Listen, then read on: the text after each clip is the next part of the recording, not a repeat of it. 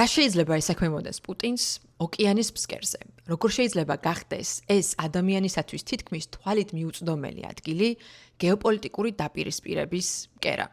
სწორედ ამას ეძღვნება ჩვენი უახლესი ვიდეო YouTube-ზე და თუ არ გინახავთ, არ გამოტოვოთ. აქედან გაიგებთ, სად გადის მსოფლიო მონაცემების 95%, ფინანსური ტრანზაქციების 95% ყოველდღიურად, რა როლი აქვს ამაში შავ ზღვას და საქართველოს და როგორ შეიძლება ეს იქნას გამოყენებული სამყაროს წინააღმდეგ გეოპოლიტიკურ დაპირისპირებაში. ახლა კი გაჩვენებთ ყველაზე მარტივ გზას, როგორ შეიძლება რომ ეს ვიდეო ნახოთ თქვენთვის სასურველ ფორმატში. ცნობისთვის თუ ჯერ არ იცით, ჩვენ გვაქვს ჩვენი საკუთარი ვებსაიტი fyigeo.com, სადაც ნახავთ თქვენთვის სასურველ თემას თქვენთვის სასურველ ფორმატში. ძალიან მარტივად შევდივართ fyigeo.com-ზე და პირველივე გვერდზე ჩვენ ვხედავთ ჩვენს ანალიტიკურ სტატიებს. ეს არის ჩვენი უახლესი სტატია, რა ხდება ოკეანის ფსკერზე, რა ესაქმება იქ პუტინს და ერთ ბმულზე შეგიძლიათ აირჩიოთ ვიდეოს ყურება,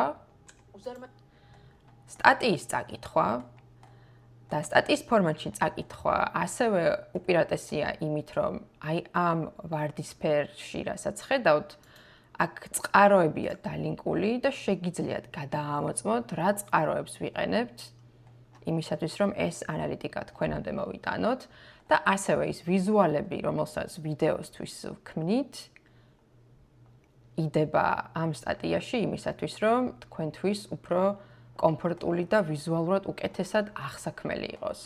და როგორც კი ჩამოსცდებით ბოლომდე, თქვენ ასევე გაქვთ აუდიო ვერსიის მოსმენის საშუალება, თუ არც ყურება გნებავთ და არც წაკითხვა, ეს არის მარტივი საშუალება იმისთვის, რომ უბრალოდ ყურსასმენებში მოусმინოთ და თქვენი საქმე აკეთოთ. და როგორც დაგპირდით,